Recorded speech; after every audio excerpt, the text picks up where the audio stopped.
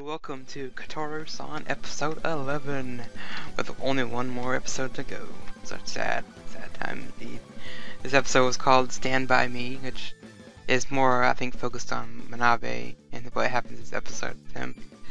Starting off with I guess the danger stuff in this episode.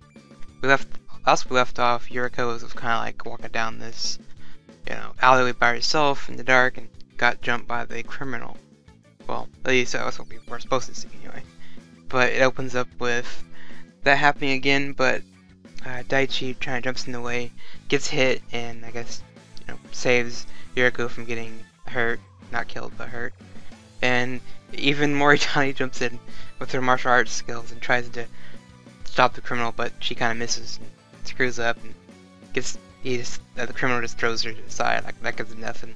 So it was like, damn, this person's like, what is with this person? This criminal's kind of has some skills, huh? And Kotura finally arrives, and the criminal like sees her, and there's a crowd of people kind of walking out, like investigating, like what's going on? What's that noise? And the criminal kind of just like freaks out and runs off. He just realizes, oh, this is not good, so he just takes off. And after that, we have Daichi in the hospital, kind of. I guess he got a concussion, nothing serious, so he's fine. And yeah, it was also like a kind of a nice moment between Daichi and Yuriko when they're kind of together in the hospital. A little emotional moment. It seems like this whole episode to me felt like it was one big emotional thing. Everyone's crying, or all the emotions in this episode from most of the characters anyway. And Moritani again is sitting with Kotura outside the hospital room, and she's, of course, Kotura kind of blames herself. Obviously, like she's like, since they know me, they got hurt because of me, things like that. Which some of these times I just want to reach in and kind of shake her sometimes, like it's not your fault. This happens because they got themselves involved. It's not your fault, but I know that's the way they're building the drama of this series, and it's fine. And shortly after, Kotura kind of runs off and leaves. Moritani gets a little worried that she hasn't heard from her in a while, and kind of talks to Manabe and calls him, and she meets him. They kind of sit together and talk, and Moritani actually kind of sort of confesses to him. And of course, obviously, Manabe kind of turns her down. She's just like relieved that she got to say what she wanted to say, and maybe she knew she was gonna get shot down. I think she was. She knew all along.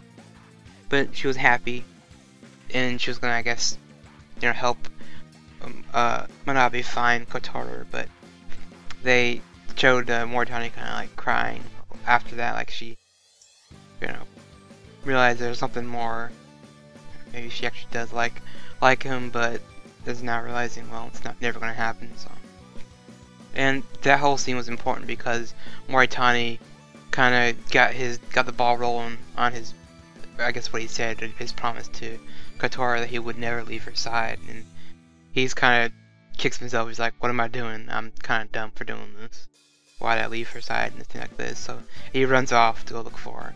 In the meantime, Kotura kind of was by herself and wandered to the park, not realizing where she was walking, and she kind of, I guess, hurts her knee somehow, and runs into the female detective girl, who finally finds her and is like, well, I'll take care of that knee, and you come to my place, I'll give you a place to stay, and that kind of, but they kind of hint towards something during the episode. It's just, there's a lot of like shady stuff going on in that detective girl's house.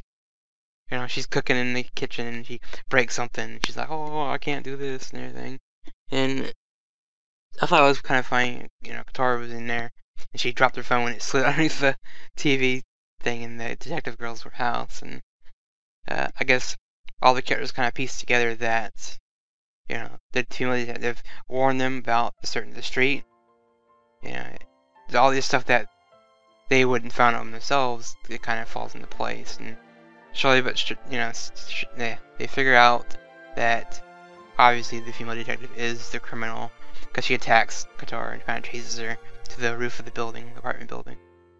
And they revealed that the detective girl was kind of, I guess, bullied at school, because she's kind of tall and she's very tall at the time. And they kind of made fun of her for that.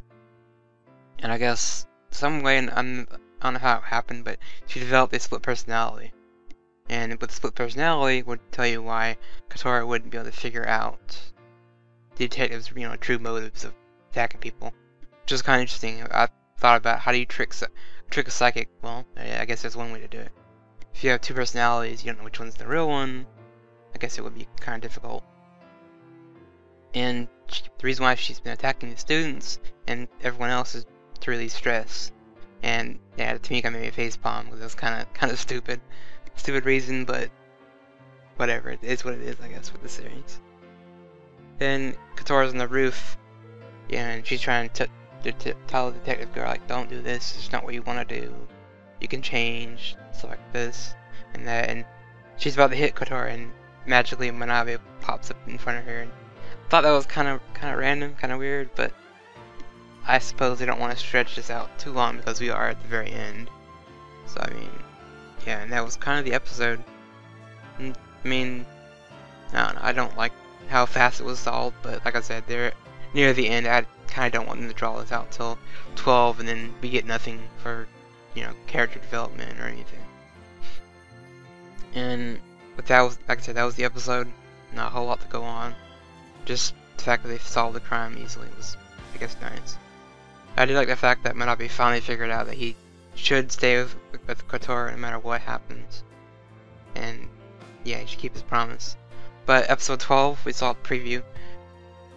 It was nice. It looked like it was gonna be a fun episode. And then something weird at the end. We had Kotura's mom in the preview episode. So I'm guessing something's gonna happen with that. Maybe the mom comes to get it back and it's like, realizes, oh, I'm wrong. But I doubt it. I doubt it. So, last two questions I would ask is, what is going to happen with Kotura and Manabe? Are they going to finally confess to each other? Are we going to get a proper confession from them? I'm not going to assume they're going to be like, of course, yes, I'll stay with you and go out with you like that. But who knows? I just hope the last 5 minutes of the episode is not them on the roof confessing to each other and that's it. It ends. I would not like that at all. So, anyway, what's your thoughts on episode 12? How do you think it's gonna? I think everything's gonna go down. Type of things. I like it.